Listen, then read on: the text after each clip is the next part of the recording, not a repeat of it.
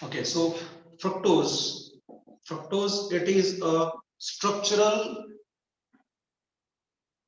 analog functional analog of glucose.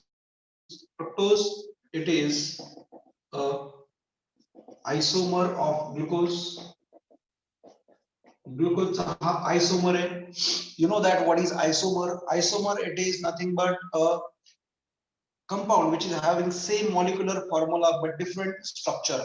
ज्या कंपाऊंडचं molecular formula same असतो आणि स्ट्रक्चरल फॉर्म्युला डिफरंट असतो त्याला आपण आयसोमर म्हणतो. ठीक आहे. तर ग्लुकोज आणि फ्रुक्टोज हे दोघं एकमेकांचे आयसोमर्स आहेत. म्हणजे ग्लुकोजचा मॉलिक्युलर फॉर्म्युला C6H12O6. त्याचा मॉलिक्युलर फॉर्म्युला C6H12O6 हा आहे आणि ग्लुकोजचा पण तोच आहे. म्हणजे दोघांमध्ये 6 कार्बन, 12 हायड्रोजन आणि 6 ऑक्सिजन आहेत.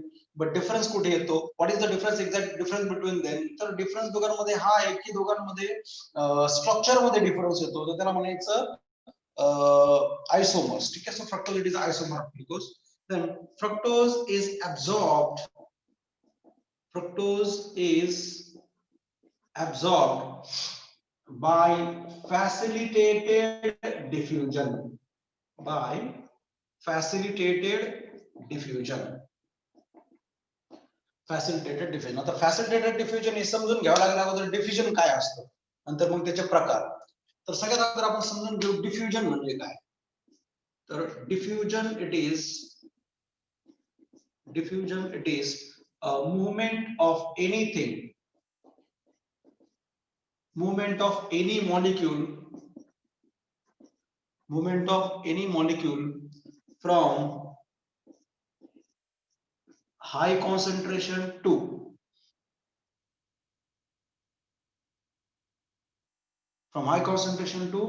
low concentration. High concentration to low concentration कुठलाही substance, high concentration to low concentration कुठल्याही सबस्टन्सचं मूवमेंट होणं याला काय म्हणायचं? डिफ्युजन. काय म्हणायचं? डिफ्युजन. ठीक आहे. बट फॅसिलिटेटेड डिफ्युजन म्हणजे काय? तर समजा आता फॉर एक्झाम्पल डिफ्युजन कशाला म्हणता येईल? सिंपल एक्झाम्पल सांगतो. आपण देवघरामध्ये अगरबत्ती लावतो आपण देवाला. मग ती अगरबत्ती लावल्याच्या नंतर त्या अगरबत्तीचा स्मेल जो काही येतो पूर्ण रूम मध्ये पसरतो. बरोबर? अगरबत्तीचा स्मेल पूर्ण रूम मध्ये पसरतो. त्याच्यानंतर आपण देवघरात जर अगरबत्ती लावली तर त्याचा स्मेल हॉलमध्ये म्हणा, किचन मध्ये येतो, किंवा किचन मध्ये स्वयंपाक चालू असतो, आपण हॉलमध्ये टीव्ही बघत बसलेलो, तर किचन मध्ये स्वयंपाक चालू असताना भाजीचे जे स्मेल असते ते आपल्याला हॉलमध्ये येते. म्हणजे काय? तर कॉन्सन्ट्रेशन किचन मध्ये जास्त असतं त्याचं स्मेलचं. तर high concentration to the low concentration त्याचं मूवमेंट जास्त होतं. किंवा त्यापेक्षा छान उदाहरण सांगतो. समजा तुम्ही क्लासमध्ये बसलेले असता, क्लासमध्ये बसलेला असल्यानंतर मागच्या बेंचवर बसलेला एखादा स्टुडंट असेल आणि त्यांनी खूप दिवस झाले, 10-15 दिवस झाले सॉक्स वॉश नसतील केली आणि शूज घातले असतील, तर त्याचा एक छानपैकी असा एक सुगंध येतो बघा त्या न धुतलेल्या सॉक्सचा. तर तो सुगंध जो काय असतो तो त्याच्या शेजारीच्या बेंचवर बसलेल्या मुलाला थोडासा जास्त येतो, त्याला चक्कर यायला लागते. आणि जो काही पहिल्या नंबरवर सरांच्या जवळ जो बेंच जवळ बसलेला असतो मुलगा, त्याला थोडासा कमी येतो, त्याला अंदाज येत नाही की कोणी सॉक्स वॉश नाही केले, त्याला कळत नाही, स्मेल थोडी थोडी येते. शेवटचा जो काय असतो तो चक्कर येऊन पडलेला असतो. ठीक आहे नाही? तर सांगायचं आपल्याला हे की high concentration to the low concentration कुठल्याही सबस्टन्सचे मूवमेंट होणं याला म्हणायचं डिफ्युजन. ठीक आहे. पण मग फॅसिलिटेटेड डिफ्युजन म्हणजे काय? तर facilitated diffusion it is facilitated diffusion carry out through a channels. For example, कसं होणार? तर ही इंटेस्टाइनची सेल आहे, ही दुसरी इंटेस्टाइनची सेल आहे, अशा सेल्स आहेत आणि इकडे ब्लड वेसल असतात. की नाही अशी याच्या शेजारी. तर ह्या आपल्या फ्रक्टोजचं ऍब्झॉर्प्शन जे काय असतं ते कसं होतं आपण सांगितलं, इथे चॅनल असणार फॅसिलिटेटेड डिफ्युजन. तर फॅसिलिटेटेड डिफ्युजन मधून हा जो काही आपला फ्रक्टोज आहे तो डायरेक्टली इथून ब्लड मध्ये मिक्स होईल, पण चॅनल थ्रू. कुठून जाईल? Channel through. म्हणून त्याला म्हणायचं आपण, that is why it is called facilitated diffusion, याला काय म्हणायचं, facilitated diffusion. Directly high concentration to the low concentration pass नाही होऊ शकत, त्याच्या मधूनच त्याला पास करावं लागतं. ठीक आहे. आणि फॅसिलिटेटेड एनर्जी जी काही फॅसिलिटेटेड जी काही मुवमेंट आहे, it is a passive process. कशी प्रोसेस आहे, passive process. It is a passive process. इथे एनर्जी खर्च करण्याची गरज पडत नाही. ठीक आहे. तर तुम्हाला फार तर फार विचारलं, समजा डीप जरी क्वेश्चन विचारला नीट मध्ये की फ्रक्टोजचं ऍब्झॉर्प्शन कसं होतं, तर ते फक्त सिंपल सांगता आलं पाहिजे की हे फॅसिलिटेटेड डिफ्युजन. हा शब्द लक्षात ठेवावा लागेल आपल्याला, फॅसिलिटेटेड डिफ्युजन हा शब्द थोडासा लक्षात ठेवावा लागेल. आणि याच्या थ्रू याचं ऍब्झॉर्प्शन स्मॉल इंटेस्टाईन मध्ये एलियम किंवा जिओझोनम मध्ये होत असतं. ठीक आहे. Right on this. This about the fructose.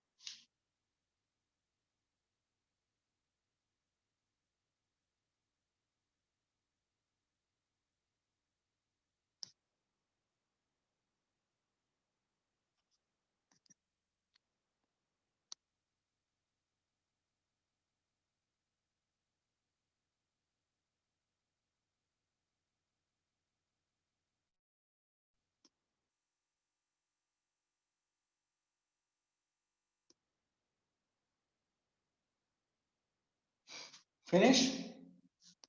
Yes, sir. Yes, sir.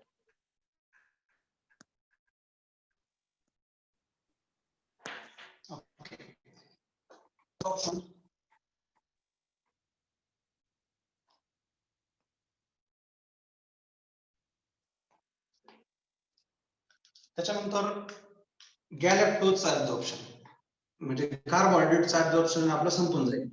गॅलॅक्टोज, गॅलॅक्टोज he sugar आहे, ही दुधामधून येत असते. तर galactose is absorbed by simple diffusion. Simple diffusion. डिफ्युजनचे दोन प्रकार आहेत, सिंपल डिफ्युजन आणि फॅसिलिटेटेड डिफ्युजन. म्हणजे काय, तर गॅलॅक्टोज हा ल्युमिन मध्ये म्हणजे स्मॉल इंटेस्टाइन मध्ये जास्त आला की तो आपोआप ब्लड मध्ये मिक्स व्हायला लागतो, लगेच तो पलीकडे जातो ब्लड मध्ये. Okay. So it is completely passive process. ही सुद्धा कम्प्लीट पॅसिव्ह प्रोसेस आहे. ठीक आहे. डायरेक्टली इंटेस्टाइनल सेल्स मधून तो ब्लड मध्ये मिक्स होईल, त्याच्यामध्ये काही जास्त कॉम्प्लिकेशन्स नाहीयेत.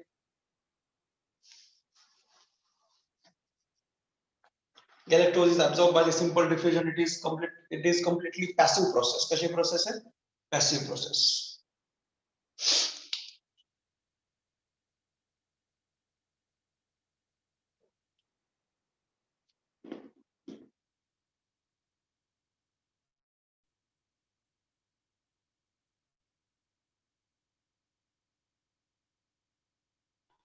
Done, sir. Okay.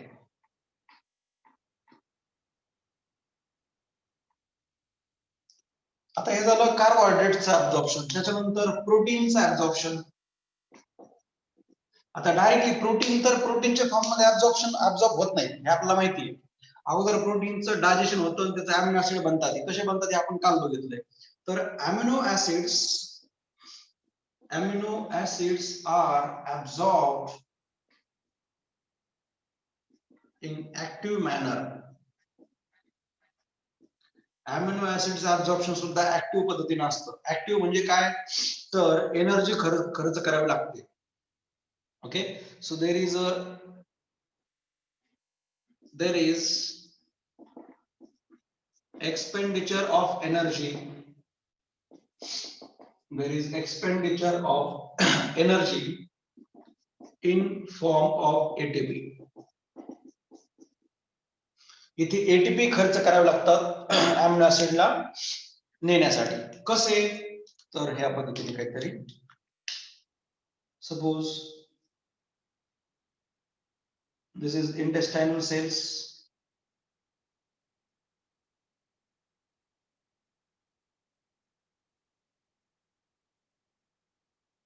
Okay. Back to that, there are blood vessels. इथे blood vessel आहे आणि इकडे हा तुमचा अमिनो ऍसिड्स असतील. हे अमिनो ऍसिड्स आहेत. हे अमिनो ऍसिड पलीकडे नेण्यासाठी काही चॅनल्स बनवलेले असतात.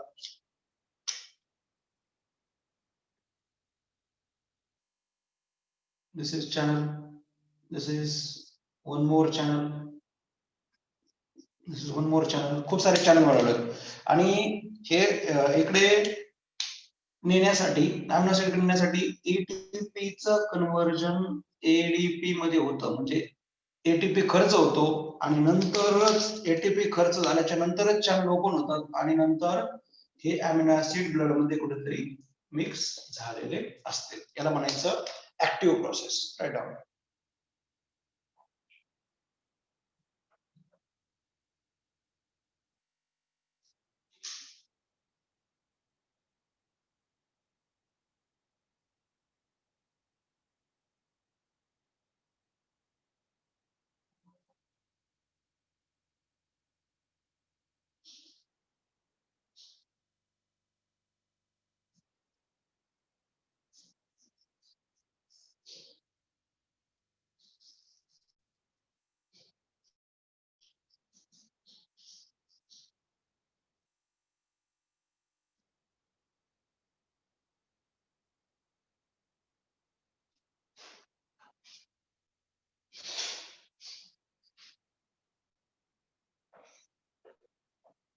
फिनिश.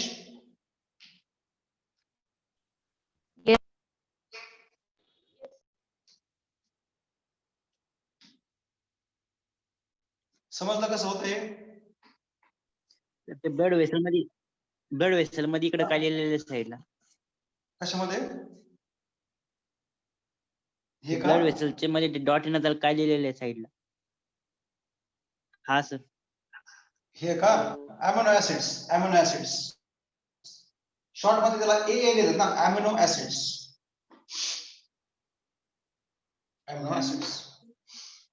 नाव आता महत्वाचा पार्ट डिस्कस करायचा आपल्याला, फॅटचं absorption.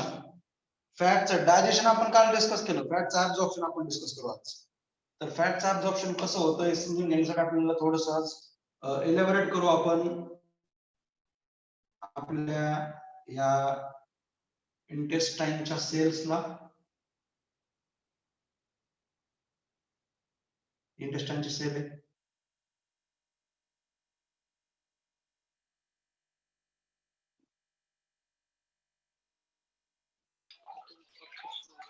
Cells intestine. Okay.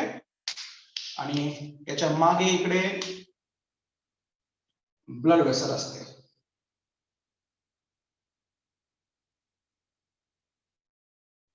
This is a blood vessel and there is one more duct here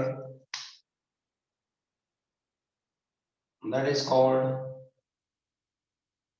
lymphatic duct.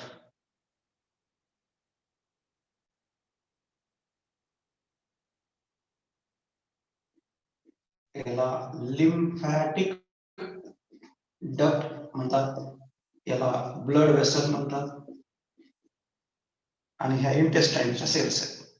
Okay. आता हे सेम इकडे असणार स्ट्रक्चर. फक्त आता समजून घ्या की इंटेस्टाइनचा हा मधला पार्ट आहे, ह्या मधला पार्ट आहे. इथे कुठेतरी तुमचे फॅट्स आलेत. हे फॅटचे मॉलिक्युल इथे आलेले आहेत. तुम्हाला माहिती आहे फॅटचे मॉलिक्युल इथे येत असताना ते एकटे येत नाहीत स्मॉल इंटेस्टाइन मध्ये. त्यांच्या भोवती काय असतं? काय सांगितलं आपण? त्यांच्या भोवती काय असतं? बाइल साल्ट्स असतात. बरोबर. ओके. आता फॅटचं डायजेशन झाल्याच्या नंतर शेवटीला काय प्रोडक्ट मिळाला तुम्हाला? एंड प्रोडक्ट काय मिळाला होता? What is end product after fat digestion?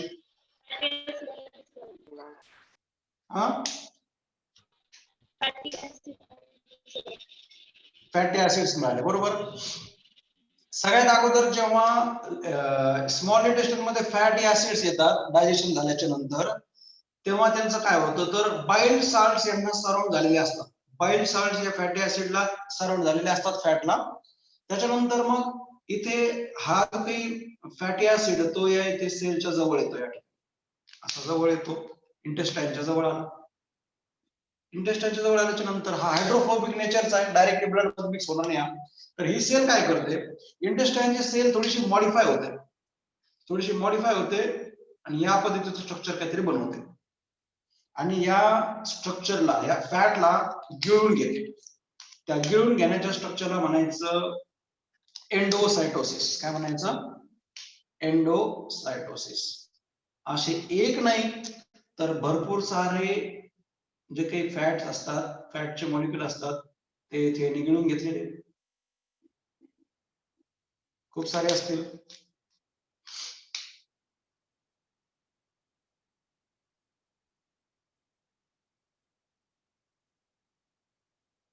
Okay, in such a way. So this is called micelle. This is called micelle. Okay, याला म्हणायचं मायसेल. जेव्हा फॅटी ऍसिड बाइल साल्ट्सनी सराउंड झालेला असतो त्याला काय म्हणायचं, मायसेल्स. ओके, आता हे मायसेल, इथे मायसेल असतो वॉटर मध्ये, म्हणजे आतमध्ये स्मॉल इंटेस्टाइन मध्ये वॉटर प्रेझेंट आहे ना, तर वॉटरच्या प्रेझेन्स मध्ये मायसेल बनलेले असतात, कारण हा हायड्रोफोबिक आहे, वॉटरला स्वतःच्या जवळ येऊ देत नाही.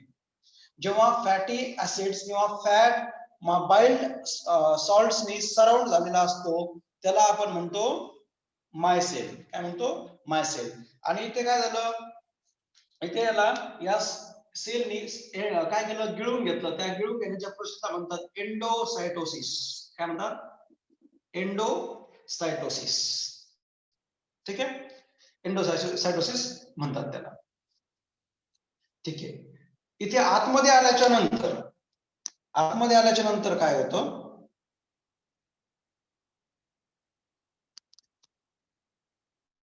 एक सेकंड.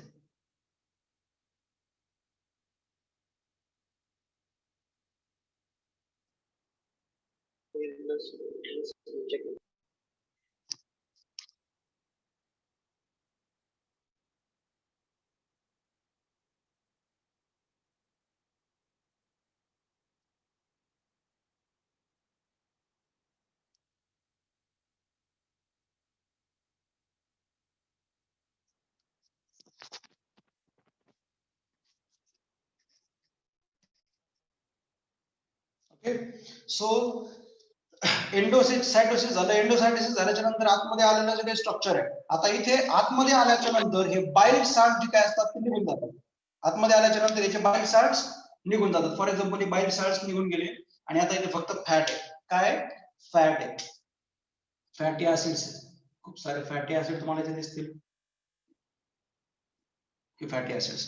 आता या फॅटी ऍसिडच्या भोवती काय होतं, या फॅटी ऍसिडच्या भोवती प्रोटीन येतात. काय येतात, प्रोटीन.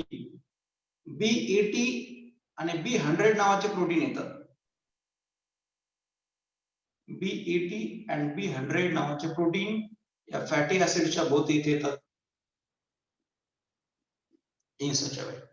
आता या स्ट्रक्चरला तुम्ही म्हणणार, या स्ट्रक्चरला आपण म्हणतो कायलोमायक्रॉन. काय म्हणतो याला, याला एक नाव आहे कायलो किंवा चायलोमायक्रॉन, काही म्हणू शकता, चायलोमायक्रॉन. बघा नाव वेगवेगळे येतात.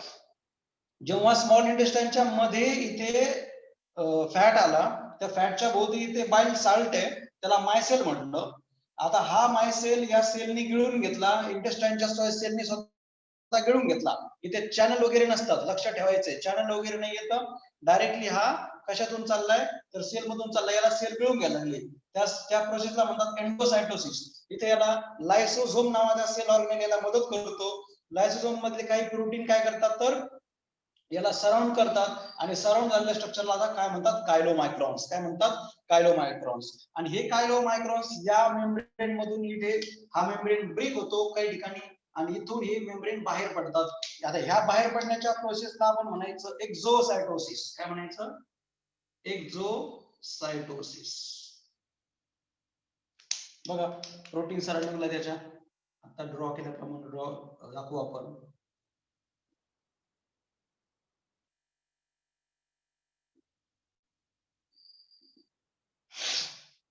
Okay in such a way. So this structure याला म्हणायचं कायलोमायक्रॉन. आता हे कायलोमायक्रॉन ब्लड मध्ये न जाता एंट्री करतात कुठे? या डक्ट मध्ये. या डक्टचं नाव काय? Lymphatic duct. काय नाव आहे? Lymphatic duct. लिम्फॅटिक डक्ट मध्ये कायलोमायक्रॉननी एंट्री केली.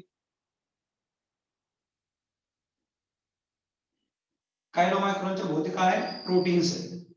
ओके आणि या प्रोसेसला आपण काय म्हणणार? एक्झोसायटोसिस. इथे याला नाव देऊ एक्झोसायटोसिस. इथे मायसेलला आतमध्ये घेतलं त्याला म्हटलं एंडोसायटोसिस. आता कायलोमायक्रॉन जे मायसेल होते ते कायलोमायक्रॉन मध्ये रूपांतरित झाले, कन्वर्ट झाले आणि याला बाहेर टाकलं. बाहेर टाकल्याच्या नंतर यांनी उडी घेतली लिम्फॅटिक डक्ट मध्ये. आता लिम्फॅटिक डक्ट यांना घेऊन कुठे जाते? फॉर एक्झाम्पल ब्लड हे या डायरेक्शनला चाललंय. ब्लड वेसल ब्लड कोणत्या डायरेक्शन घेऊन चाललं? या वरच्या डायरेक्शनला. तर या ब्लड मध्ये इथे ब्लड मध्ये जाऊनच ही जी काही आपली लिम्फॅटिक डक्ट आहे ती इथे जाऊन ओपन होते आणि आपले जे काही हे आणलेले आहेत आपले फॅट कायलोमायक्रॉनच्या फॉर्म मध्ये ते इथे सोडून देते ब्लड मध्ये. म्हणजे अल्टिमेटली हे ब्लड मध्येच मिक्स झालेले असतात. शेवटी येऊन कुठे मिक्स होतात? ब्लड मध्येच. पण डायरेक्टली मिक्स होणार नाही. तर डायरेक्टली मिक्स न होता काय होतं? तर हे कायलोमायक्रॉनच्या फॉर्म मध्ये लिम्फॅटिक डक्ट मध्ये येऊन नंतर मिक्स व्हायला लागतात. Okay so here there are your chylomicrons. Okay, in such a way they are going to mix into the blood. They are not going to enter directly into the blood. Process कशी होती समजली का? पुन्हा एकदा explain करतो. अगोदर diagram जशाला तशी draw करा. जिथे नाव दिले तिथे नाव द्या आणि ड्रॉ करा. मी तुम्हाला पुन्हा एकदा समजून सांगतो.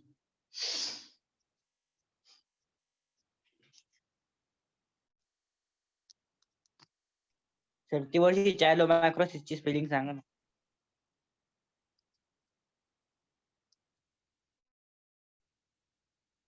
एक minute.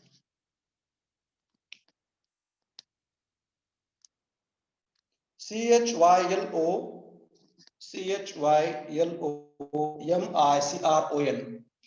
chylomicron. CHYLOMICRON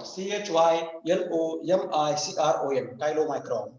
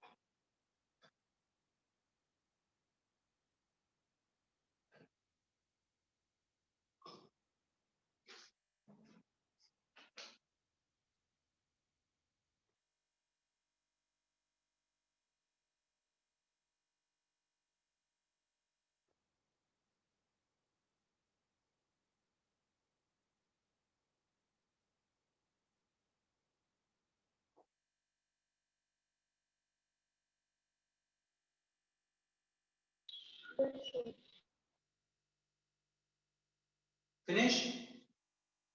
Yes, sir. कोणाला समजलंय? कोणी आहे का असं ज्याला समजलंय?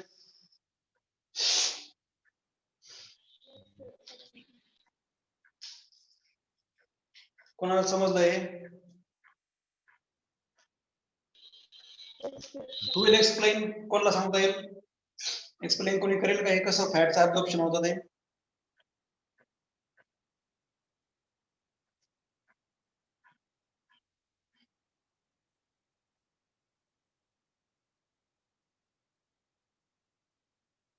who will explain how this fat it is absorbed?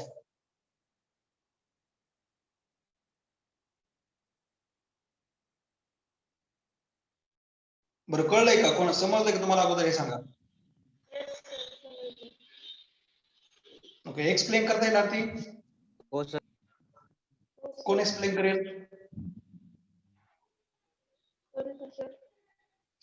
जसं असेल तसं एक्सप्लेन करा, जसं येईल तसं, म्हणजे कळेल आपल्याला कुठे चुकतंय. ट्राय करा एक्सप्लेन करण्याचं थोडंसं, जसं दिसतंय तसं. ते डायग्राम तुमच्या समोर आहे, फक्त तुम्हाला एक्सप्लेन करायचं की काय झालं. म्हणजे मला कळेल की तुम्हाला कुठपर्यंत कळालं, कुठपर्यंत नाही कळालं. चला ट्राय करा. Firstly काय होतं, fat molecules आहेत ते small intestine मध्ये येतात. त्यावेळेस ते अं, fat molecules small intestine मध्ये येत असतात, त्यावेळेस त्यांना आपण micelles म्हणतो, कारण तुझा त्यांच्यावर एक मिनिट layer आरती, तुझा आवाज येत नाहीये. आरती, तुझा आवाज येत नाहीये. तुझा माईक थोडासा जवळ धर, तुझा हेडफोनचा माईक. फर्स्टली काय होतं, ते फॅटचे मॉलिक्यूल जे आहेत ना ते स्मॉल इंटेस्टाईन मध्ये येतात आणि ज्यावेळेस ते फॅट हो. मॉलिक्यूल स्मॉल इंटेस्टाईन मध्ये आले त्यावेळेस ते बाईल सॉल्ट्स कव्हर झाले असतात, तर त्यांना आपण बरोबर, मायसेल्स म्हणतो. बरोबर. आता जो म्युकोसा लेअर असतो तो एक स्ट्रक्चर फॉर्म करतो आणि हे बाईल हे जे फॅट मॉलिक्यूल आहेत ते स्ट्रक्चर थ्रू म्युकोसा लेअर मध्ये जातात, पण ते म्युकोसा लेअर मध्ये गेल्याच्या नंतर त्यांच्यावरचा जो बाईल सॉल्टचा लेअर आहे तो रिमूव्ह होतो आणि त्या जागी प्रोटीनचा लेअर फॉर्म होतो आणि त्यानंतर ज्यावेळेस त्यांना प्रोटीनचा लेअर फॉर्म होतो त्यांना आपण चायलोमायक्रॉन असं म्हणतो आणि जी प्रोसेस घडते त्यांना आत जाण्याची जर आपण एंडोसायटोसिस म्हणतो. आता नंतर ते जे चायलोमायक्रॉन्स आहेत ते म्युकोसा लेअर थ्रू लिम्फॅटिक डक्ट मध्ये जातात. ज्यावेळेस ते त्या लिम्फॅटिक डक्ट मध्ये जातात त्या प्रोसेसला आपण एंडोसायटोसिस असं म्हणतो, एक्झोसायटोसिस म्हणतो आणि एक्झोसायटोसिस म्हणतो आणि त्या लिम्फॅटिक डक्ट मध्ये गेल्याच्या नंतर ते इनडायरेक्टली ब्लड वेसल्स मध्ये मिक्स होतात. फॅन्टास्टिक. Okay, very good. अजून कोण एक्सप्लेन करता येईल? खूप छान एक्सप्लेन केलं, म्हणजे 100% तुम्हाला कळलं. जसं आहे तसं, जसं सांगितलं तसं कळलं 100%. Very good. आणखी कोणी मुलांपैकी? Anybody from boys? Come and try to explain. I will be there to explain you. चला मुलांपैकी कोणतरी एक्सप्लेन करा, नंतर मी सांगेल तुम्हाला कुठे चुकतंय ते सांगेल. चला, तुमच्या फ्रेंडने पण तुम्हाला एक्सप्लेन केलंय पुन्हा एकदा, डबल तुम्हाला शिकायला भेटलं.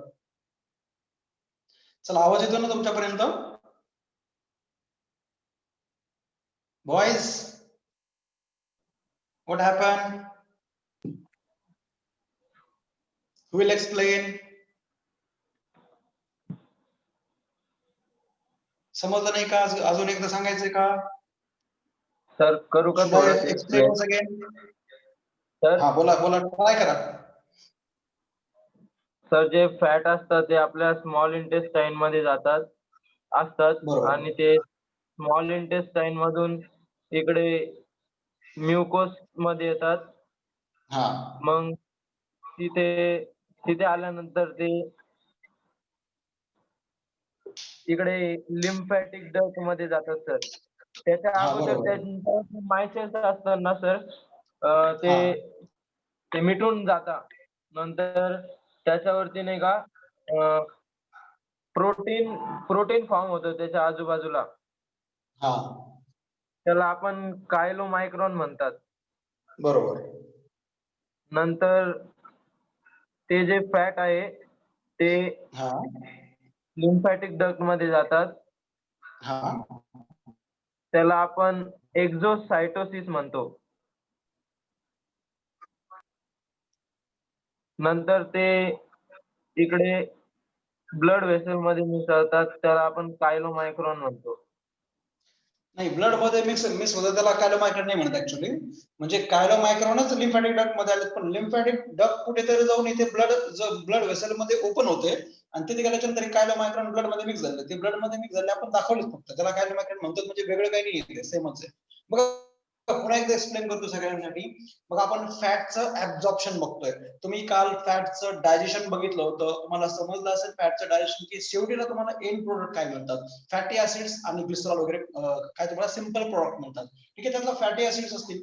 फॅटी ऍसिड हायड्रोफोबिक नेचरचे असतात आणि हायड्रोफोबिक नेचर असल्यामुळे याच्या सराउंडिंगला जे काही बाईल साल्ट्स असतात जे लिव्हरच्या बाईल ज्यूस कडून आलेले असतात हे त्याला सराउंड करतात. ठीक आहे, सराउंड केल्यानंतर हे जे काही याला आपण मायसेल म्हणतो, हा मायसेल जो काही येतो इंटेस्टाइनच्या म्युकोझल सेल जे काय असतात त्या काय करतात त्याला गिळून घेण्याच्या प्रोसेसला आपण म्हणतो एंडोसायटोसिस. एंडो म्हणजे आतमध्ये, सायटोसिस म्हणजे सेलमध्ये एंट्री करणे, एंडोसायटोसिस. ठीक आहे, तर हा मायसेल या सेलमध्ये एंट्री केला नंतर काय होतं या सेलमध्ये, म्युकोझाच्या सेलमध्ये गेल्याच्या नंतर या सेलमध्ये असणारे जे काही प्रोटीन्स असतील, ठीक आहे, हे प्रोटीन्स या सेलमध्ये कुठून आले तर या प्रत्येक सेलमध्ये लायसोझोम नावाचा सेल ऑर्गनेल, कुठला आहे लायसोझोम नावाचा सेल ऑर्गनेल याच्यासोबत मिक्स झाले. त्या लायसोझोम मधले काही प्रोटीन्स याच्यासोबत मिक्स याला सराउंड केलं, या फॅटी ऍसिडला याला मायसेलला सराउंड केलं. आता बाईल साल्ट्स निघून गेले, बाईल साल्ट्स वापस इथे येतील. ठीक आहे, त्यानंतर आता काय होईल याला आपण या स्ट्रक्चरला आपण कायलोमायक्रॉन म्हटलं.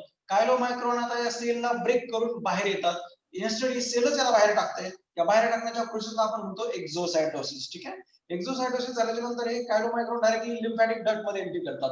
लिम्फॅटिक डक्ट जे काय असते ती या फॅट मुळे थोडीशी व्हाईटिश कलरची दिसते आणि व्हाईटिश कलरची दिसल्यामुळे याला आपण आणखी एक नाव देतो, त्याला लॅक्टियल्स म्हणतो आपण. लॅक्टियल्स काय म्हणतो, लॅक्टियल्स. लॅक्टिया हा शब्द दुधाशी रिलेटेड आहे आणि दूध व्हाईट कलरचं दिसतं पण याला लॅक्टियल्स नाव काहीतरी आपण दिलेलं आहे, तर लॉजिक वेगळे काहीतरी नाव देण्याचं. तर लॅक्टियल्स त्याला म्हणतात. म्हणजे फॅटी ऍसिड्स किंवा कायलोमायक्रॉन वाहून नेणाऱ्या ब्लड वेसलला त्यालाच लॅक्टियल्स म्हणतात. काय म्हणायचं, लॅक्टियल्स. आणि लिम्फ डक्ट, आता आपण बघूया सर्क्युलेशन चॅप्टर मध्ये की आपल्या बॉडीमध्ये दोन प्रकारचे फ्लड असतात, एक ब्लड आणि दुसरं लिम्फ. तर लिम्फ कॅरी करणारे जे काही वेसल असते त्याला लिम्फ डक्ट म्हणतो आपण. आणि जे लिम्फ डक्ट थ्रू आपला जे कायलोमायक्रॉन ट्रान्सपोर्ट केले जातात. ओके, त्यानंतर हे जे काही कायलोमायक्रॉन्स आहेत ते कुठेतरी जाऊन ब्लड मध्ये ओपन होतील आणि ब्लड मध्ये ओपन झाल्याच्या नंतर ब्लड मध्ये मिक्स होणार. ठीक आहे, त्याला म्हणून आपण कायलोमायक्रॉन. ठीक आहे, वेगळं काही नाही, सेमच आहे. पण इथे फॅटचे दोन प्रकार आहेत. ठीक आहे, त्याच्यामध्ये काय म्हणतात त्याला गुड फॅट आणि बॅड फॅट. ठीक आहे, तर गुड फॅट सिंपल त्याला काय म्हणतो आपण हाय डेन्सिटी लिपोप्रोटीन HDL आणि दुसरा असतो low density lipoprotein. High density lipoprotein जे काय असतात ते सेल मध्ये एंट्री करतात ते आणि ते सेल साठी चांगले असतात. लो डेन्सिटी लिपोप्रोटीन जे काय असतात ते ब्लड मध्ये फक्त फिरत राहतात, कंटिन्युअसली फिरत राहतात. आणि फिरत राहिल्यामुळे काय होतं की कुठे ना कुठेतरी त्यांचं डिपोजिशन होतं ब्लड वेसल्स मध्ये आणि रक्त वाहून नेण्यामध्ये त्यांचा कुठेतरी अडथळा निर्माण होतो, त्याला म्हणतो आपण अथेरोस्क्लेरोसिस. आणि नंतर मग पुढे जाऊन आपण बघूयात की हार्ट अटॅकचे चान्सेस या फॅटच्या डिपॉझिशन मुळे जास्त होऊ शकतात. ठीक आहे, तर त्यामुळं फॅटी फूड जे काय असते ते आपण कमी खायला पाहिजे आपण असं सांगतो. ठीक आहे, म्हणजे नॉर्मली सजेशन देत असताना. ठीक आहे, पण नॉर्मल आपल्या बॉडीमध्ये फॅटचं जे काही ऍब्झॉर्प्शन असतं ते या पद्धतीने काहीतरी होणार आहे. Okay, so this is how fat it is absorbed and mixed into the blood. नंतर मग ब्लड मध्ये रिसेप्टर असतं बघा, प्रत्येक सेल वरती रिसेप्टर. फॉर एक्झाम्पल इथे दाखवतो आपण, दिसेल तुम्हाला ही सेल आहे आणि या सेलच्या शेजारून इथे कुठेतरी ब्लड वेसल गेली. Suppose this is blood vessel, हे ब्लड वेसल आहे. आता या सेल वरती इथे रिसेप्टर असतात, या रिसेप्टरला आपण म्हणतो LDL रिसेप्टर. काय म्हणतो, LDL रिसेप्टर. हे रिसेप्टर काय करतात तर आलेल्या फॅटला ऍब्झॉर्ब करतात, आलेल्या फॅटला घेतात. म्हणजे ब्लड वेसल मध्ये आलेला फॅट जो काही येतो सेल घेतात गरज असेल तर. ठीक आहे, गरज नसताना घेत नाही. तर सेलने घेतलं तर याचं युटिलायझेशन होणार, याचा वापर होणार. सेलने जर नाही घेतलं किंवा काही सेलवर जर याचा रिसेप्टर नसला तर असे लोक जे काय असतात ते जाडे जाडे होत जातात. खूप जास्त यांचं वेट 200 किलो पर्यंत जाऊ शकतं. ज्या लोकांमध्ये LDL रिसेप्टर गायब असतो त्याला म्हणतात हायपर कोलेस्टेरोमिया. ठीक आहे, तो डिसीज तो एक रोग आहे याच्या बाबतीतला की फॅटचं ऍब्झॉर्प्शन जर होत नसेल तर तो फॅट कुठेतरी बॉडीमध्ये डिपॉझिट व्हायला लागतो आणि त्याची साईज वाढत जाते. ओव्हरवेट ओबेस ज्याला काही म्हणतो आपण, लठ्ठपणा ज्याला काही म्हणतो तो यांच्यामुळे असतो. ठीक आहे, तो दोन प्रकारचा आहे, एक जेनेटिक असतो आणि एक डाएटवर डिपेंड असतो. ठीक आहे, तर जेनेटिक ज्या लोकांना असतं त्यांना हायपर कोलेस्टेरोमिया म्हणतात. तो डिसीज मध्ये आपण बघणार आहे, सध्या त्याचा काही भाग नाहीये. पण सांगायचं मला असं की ब्लड मध्ये मिक्स झालेला कायलोमायक्रॉन किंवा फॅट हा सेल मध्ये एंट्री करतो आणि त्याचं कन्व्हर्जन ग्लुकोज मध्ये गरज पडल्याच्या नंतर केलं जाऊ शकतं. किंवा जो एक्सेस अमाऊंट मधला फॅट असेल तो एक्सेस अमाऊंट मधला फॅट कुठेतरी ऍडिपोज टिश्यू मध्ये जाऊन कुठेतरी स्टोअर केला जाईल, जो फ्युचर रेफरन्स साठी आपण वापरणार. जेव्हा केव्हा आपल्याला एनर्जीची गरज असेल तेव्हा आपण हा स्टोअर केलेला फॅट वापरू शकणार. ठीक आहे, so this is how there is absorption of fat. आता आपण कार्बोहायड्रेटचं ऍब्झॉर्प्शन बघितलं, आपण प्रोटीनचं ऍब्झॉर्प्शन बघितलं, आपण फॅटचं. आता या तिन्ही पैकी जास्तीत जास्त प्रश्न येतात नीट एक्झाम्स मध्ये किंवा मेडिकल एंट्रन्स मध्ये फॅटच्या ऍब्झॉर्प्शन वरती. ठीक आहे.